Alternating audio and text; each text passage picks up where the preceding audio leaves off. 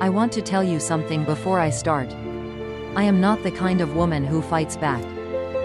At least, that's what everyone in my life believed for 67 years. My son believed it, my neighbors believed it, and for a very long time, I believed it too. My name is Dorothea. I'm 67 years old. I taught 4th grade in Savannah, Georgia for 31 years. I raised one son, Marcus, mostly on my own after his father passed from a heart attack when Marcus was just 11. I worked 2 jobs some years to make sure he had what he needed. I never once asked him to thank me for it. That was my first mistake. When Marcus married Brianna 6 years ago, I told myself I was happy for him. And part of me was. Genuinely. She was sharp, well-dressed, confident in a way that filled every room she walked into. The kind of woman you notice immediately and spend the rest of the evening trying to figure out. I should have trusted that feeling. That instinct that something about her was worth paying close attention to. But I called it admiration and left it at that. For the first 2 years, things were fine. Sunday dinners at my house on Magnolia Street, birthday phone calls, holiday gatherings that felt almost like the family I'd always wanted for Marcus. Brianna was attentive, almost too attentive, always asking questions about my finances, my retirement, my property. I thought she was just being thorough. I thought she cared about my security. What she was doing was mapping everything I owned. It started small, the way these things always do. A comment here and there about how large my house was for one person. Gentle suggestions that managing a property alone at my age must be exhausting. Marcus started echoing her words almost exactly. Which should have told me something right there. "Mom, maybe you should think about downsizing," he said one evening about 18 months ago. "Brianna and I have been talking, and we think the house might be too much responsibility for you." Too much responsibility. I'd maintained that house for 22 years on a teacher's salary. I'd replumbed the bathroom myself the summer Marcus turned 16. I'd refinished those hardwood floors with my own hands. But suddenly, at 67, I was supposed to believe I couldn't handle it. I smiled and changed the subject. That was my second mistake. Over the following months, the pressure increased in ways that were difficult to name. Brianna started dropping by unannounced, offering to help with things I hadn't asked for help with. She reorganized my kitchen once while I was at a church meeting. Then acted surprised when I came home and didn't recognize where anything was. She told Marcus I'd seemed confused. And Marcus, my son, the boy I'd given everything to, he started treating me differently after that. More carefully. The way you treat someone fragile. The way you treat someone whose judgment you're not sure you trust anymore. Looking back now, I can see exactly what she was doing. She was building a narrative. Slowly, methodically, the way a contractor lays a foundation before anyone notices a structure is going up. She was constructing the story of a mother who was declining, forgetting things, struggling with daily tasks. A woman who needed someone to step in and manage her affairs. The phone call came on a Thursday morning in March. Marcus's voice was careful, the way it gets when he's rehearsed what he's going to say. "Mom, Brianna and I want to come over Saturday. We have some things we'd like to discuss with you about your future." Your future. Like my future was a topic they'd been assigned to manage on my behalf. I said of course. Come for lunch. And then I hung up the phone and sat very still at my kitchen table for a long time. Something in his tone had finally broken through the story I'd been telling myself for 18 months. The story where Brianna was just a strong personality. Where Marcus was just worried about his mother. Where all of this was coming from love. I didn't believe that story anymore. And for the first time, I decided to stop being the woman everyone assumed I was. I called my friend Cecilia that afternoon. Cecilia had been my closest friend since we taught at the same school together in the 90s. She'd retired 2 years before me and spent her retirement doing what she'd always wanted, studying law at the community college just to keep her mind sharp. She wasn't a lawyer, but she knew enough to know when something was wrong. I told her everything. Every comment, every visit, every subtle shift in how Marcus spoke to me. Cecilia listened without interrupting, which was unusual for her.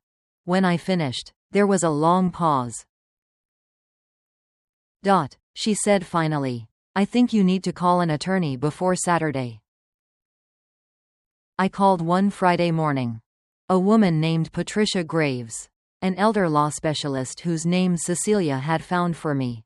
I explained the situation, and Patricia listened with the focused calm of someone who had heard variations of this story before.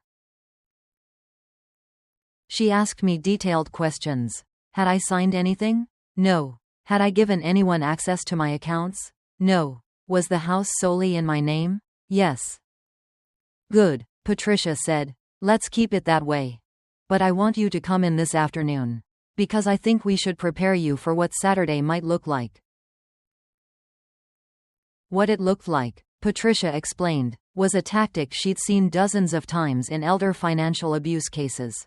The family member, usually a child or a child's spouse, begins establishing a pattern of concern about the elderly parent's mental acuity.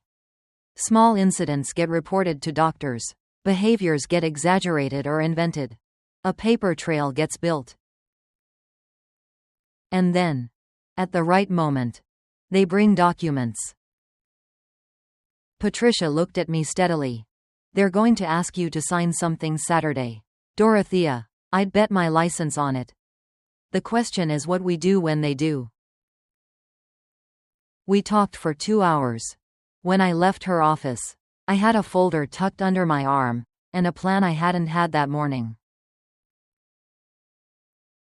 Saturday arrived with that particular kind of Savannah sunshine that makes everything look gentler than it is. I made chicken salad and sweet tea. I set the table with the good placemats. I wanted everything to feel normal. Because I needed them to feel comfortable. I needed them to go through with it. Marcus and Brianna arrived at noon. Brianna was carrying a leather portfolio. I noticed it immediately and made sure my face showed nothing. We ate lunch with the kind of conversation that's really just noise filling the space between the thing nobody's said yet. Brianna commented on how lovely the house looked. Marcus said the chicken salad was good. Just like always. I smiled and refilled their glasses and waited.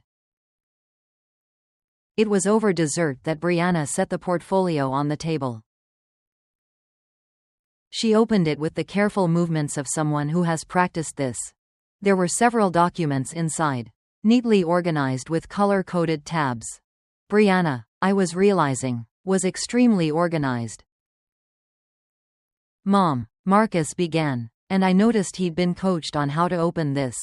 You know how much we love you, and it's because we love you that we want to make sure your future is secure. We've been working with a financial advisor. And here he paused. Just slightly. Who has put together a plan to help you manage your assets more efficiently. Assets. My house wasn't an asset. It was my home. It was 31 years of lesson plans and parent conferences and summers spent painting the porch because I couldn't afford a contractor. But to Brianna's financial advisor, I suppose it was a line item. Brianna slid the first document across the table toward me. It's a limited power of attorney, she explained pleasantly. It just allows Marcus to help manage the property and financial decisions. Nothing changes in terms of where you live. We just want to make sure someone is looking out for you legally. Just allows. Nothing changes. Someone is looking out for you. 3 phrases designed to make a land transfer sound like a hug. I looked at the document for a long moment. Then I looked at my son. And then I looked at Brianna. And I picked up my pen.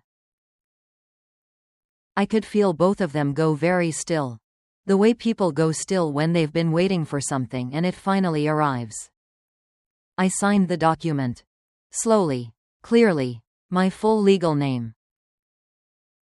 Brianna exhaled. Marcus visibly relaxed. She slid the second document forward. This one authorizes the property transfer into a joint family trust. Standard procedure when. I held up my hand. Just a moment, I said. I reached under the table. And I pulled out my own folder. I set it on the table between us and opened it calmly. The way Patricia had shown me. The way a woman who has spent 31 years managing a classroom of 27 9-year-olds knows how to control a room.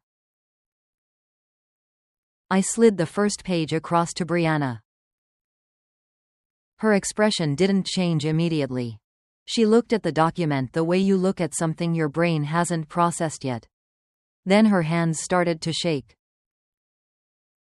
"What is this?" she asked. Her voice had lost all its pleasant steadiness. "That," I said, "is a notarized revocation of any document I just signed. Witnessed by 2 people and filed with the county clerk's office as of yesterday afternoon. My attorney advises me that any signature obtained from me today under conditions of undue influence or misrepresentation is legally void." Marcus, I noticed, had gone the color of old chalk. I slid the second page across. "That is a formal complaint filed with the Chatham County Adult Protective Services, documenting 18 months of documented attempts to manipulate my perception of my own mental competence. Including," I added, "3 written statements from my physician confirming that I have no cognitive decline of any kind." Brianna stood up. Her chair scraped loudly against the floor. "This is," she started. "Please sit down," I said. "I'm not finished. And here is the thing about a woman who has managed a classroom for 31 years. She knows how to use a quiet voice to stop a room cold." Brianna sat down. I slid the third page across. "That is documentation from a forensic financial specialist, showing that the so-called financial advisor you've been working with is actually a licensed real estate broker who received a referral commission contingent on the successful transfer of this property. His name is attached. His license number is attached. His communications with you are attached." Marcus made a sound I'd never heard from him before. Something between a word and not a word. "How did you," he started. I looked at my son. And I felt something break open in my chest, not from grief exactly, but from the particular sadness of seeing someone clearly for the first time, and realizing they are not who you built your life around believing they were. "Marcus," I said softly, "I have been watching you be led by this woman for 3 years. I told myself you were just in love, that you'd find your way back to yourself eventually. But you sat at my table, you ate my food, and you handed me papers designed to take the only home I have left. That is not something I can explain away anymore." He couldn't look at me. Brianna, however, was looking at me very directly. Her jaw was set. She was calculating. "You can't prove intent," she said crisply. "You signed a document today of your own free will. That shows you understood and consented." I smiled. "I was hoping you'd say that." I reached into the folder one final time, and slid across the last page. Brianna picked it up. "Read the first line." And I watched the color leave her face in real time. What she was holding was a transcript. A partial one. Selected excerpts from 11 recordings I had made over the previous 6 weeks. Recordings of conversations in my own home, which Georgia law permits when you are a party to the conversation. Recordings of Brianna explaining to Marcus exactly how the property transfer would work, how the proceeds would be divided, what they'd tell me about why I needed to sign. And one recording, the most important one, of Brianna on the phone with someone I didn't recognize. Saying, And I'm reading this directly now. She won't fight it. She never fights anything. That's why we picked her. The room was absolutely silent. Outside, I could hear the neighbor's lawnmower, a mockingbird somewhere in the magnolia tree. All the ordinary sounds of a Saturday in Savannah. Brianna set the transcript down. Very carefully. The way you set something down when you're afraid of what happens if you drop it. Marcus, she said. He didn't respond. He was staring at the table. Marcus, she said again, sharper. But Marcus wasn't looking at her. He was looking at me. And for the first time in a long time. He looked like the boy I remembered, not the man she'd been building for 3 years. Just the boy. Mom, he said, his voice cracked on the single syllable. Not right now, I said gently. But I'm not going anywhere. We'll talk. I stood up and gathered my folder.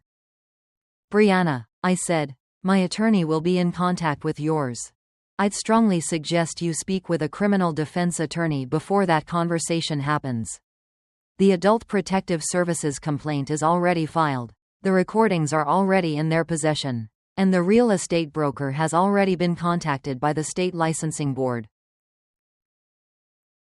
She stared at me. You did all of this, she said slowly, on your own? I smiled at her. Honey, I said, I spent 31 years teaching 9-year-olds how to solve problems they thought were too big for them. You were never going to be the hardest problem I've ever solved. She left without her leather portfolio. I like to think that was the first honest thing she'd done in my house. Marcus stayed. He sat at my kitchen table for 2 hours after Brianna drove away. And we had the hardest conversation I have ever had with another human being. I am not going to tell you it resolved everything. It didn't. There is damage between us that is going to take years to repair. If it repairs at all. But I heard something from him that afternoon that I needed to hear. He told me that he had known, somewhere underneath everything, that what they were doing was wrong. That he had told himself 100 different versions of a story where it wasn't. And that hearing my voice on those recordings, calm, steady, trusting them completely, had been the thing that finally broke through. I don't know if that's enough. I honestly don't.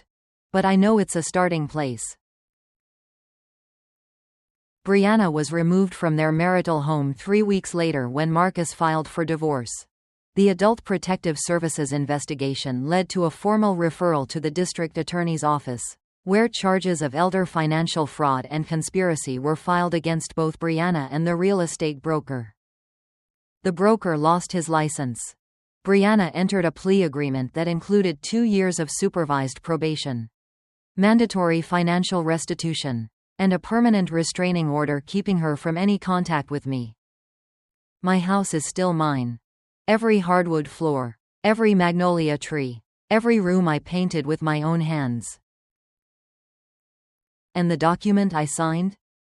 The one that made Brianna think she'd won? Patricia explained it best. You signed a document that was already legally void before it left your hand. She told me the day the investigation concluded. What you actually did was give them enough rope. I told her I'd learned that from 31 years of dealing with 9-year-olds.